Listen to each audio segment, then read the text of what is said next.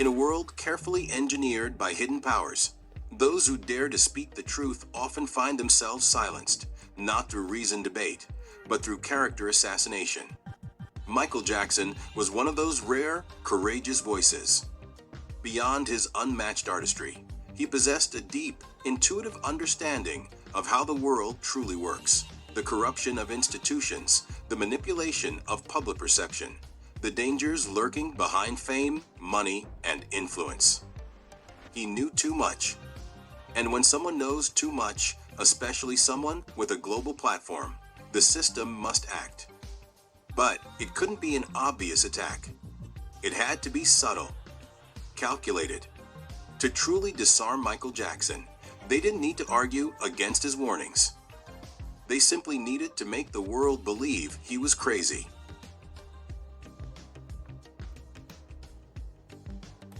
Michael Jackson. More than an entertainer from the outside, Michael Jackson was the king of pop, an entertainer loved by millions. But privately, he was an intellectual.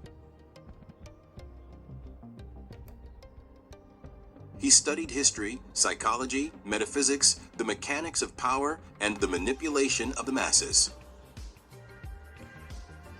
His conversations, his personal notes, and even some of his lyrics reveal a man who understood that the world was run by forces the average person never sees.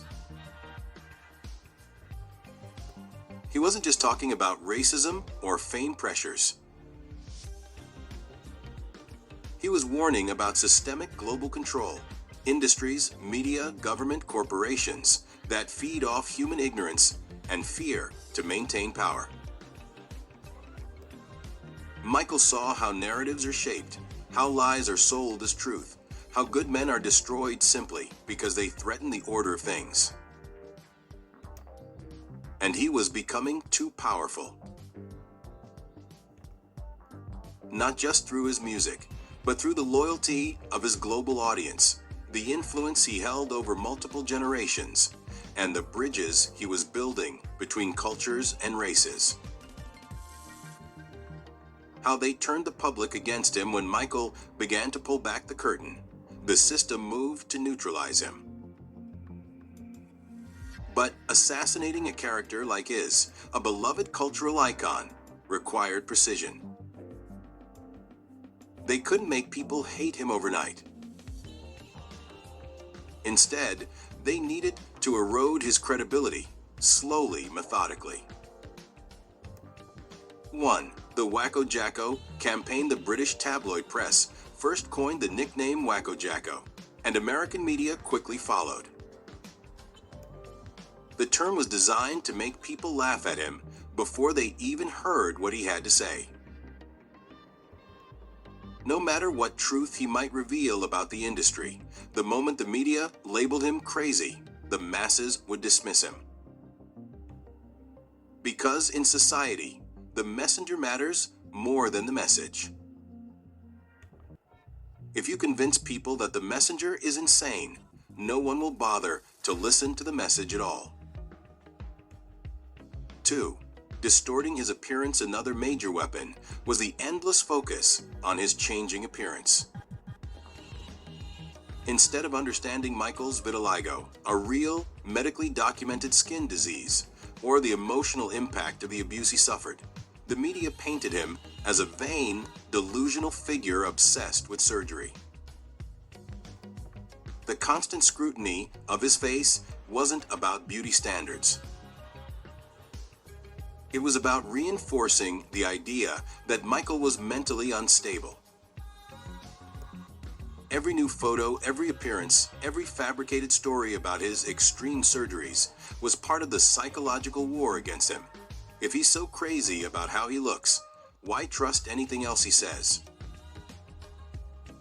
3. The child allegations. When the crazy narrative wasn't enough, they escalated.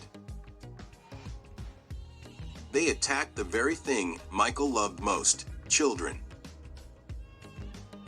False allegations were a masterstroke of character destruction. Even though evidence pointed to extortion, planted stories, and outright lies, the damage to public trust was done. Because, in the court of public opinion, the mere accusation is enough.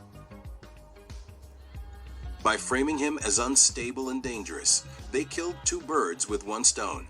People who believed he was crazy now saw his love for children as suspicious. People who once saw him as pure now viewed him with distrust. No one would hear his warnings anymore. No one would see the man behind the lies.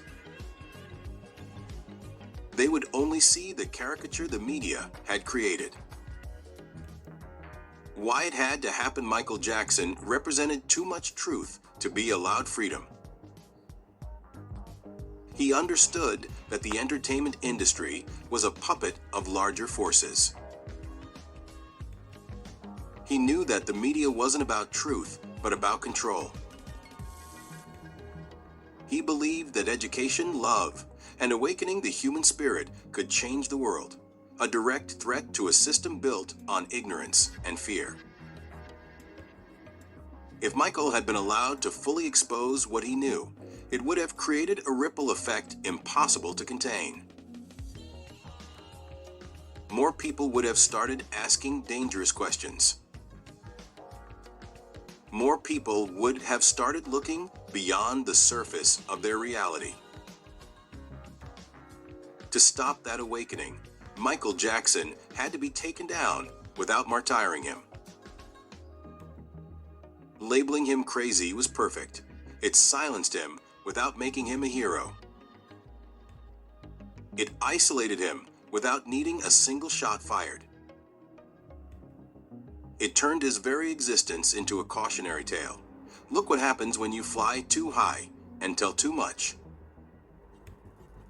His legacy, a warning to us all even after everything. The lies, the attacks, the betrayals. Michael never fully gave up trying to awaken people. Songs like They Don't Care About Us, Money, Scream, and Tableau Junkie were his direct shots at the machine. He encoded his warnings into his art for those who had eyes to see and ears to hear. And while they succeeded in muting him to the masses, the truth he stood for cannot be erased. Today, more than ever, we live in a world where the media manipulates reality, where those who seek truth are labeled insane, extremist, or conspiracy theorists. Michael's life stands as a chilling reminder of how easily public perception can be weaponized. He wasn't crazy. He was awake. And that terrified them.